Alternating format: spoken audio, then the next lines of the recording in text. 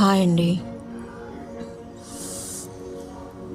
చాలామంది ఒంటరి లైఫ్ అంటే హ్మ్, బాధపడుతూ ఉంటారు. ఒంటరి లైఫ్ కూడా చాలా బాగుంటుందండి. ఏమంటున్నారు మేడం, ఒంటరి లైఫ్ ఎలా బాగుంటుందంటారా? మనకి తోడుగా మనకి నేచర్ ఉందండి.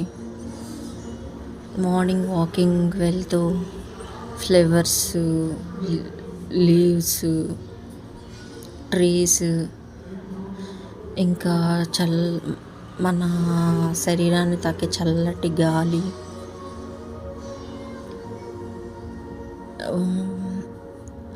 అండ్ వర్షాకాలంలో తడుస్తున్నప్పుడు మన మీద పడే చినుకులు, చాలా బాగుంటుంది నేచర్. ఎవరూ లేరని అసలు బాధపడకూడదు.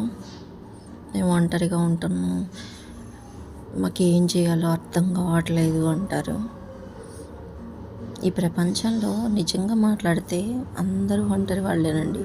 ఎవరికైనా ఒంటరిగా లాస్ట్లో ఎవరైనా ఒంటరిగా వెళ్ళిపోవాల్సిందే ఇక్కడి నుంచి.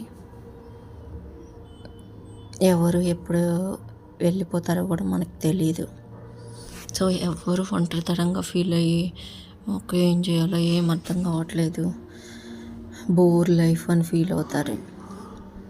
మంచి మంచి టెంపుల్స్కి వెళ్తూ అక్కడున్న నేచర్ని ఎంజాయ్ చేస్తూ, ట్రైన్ జర్నీ,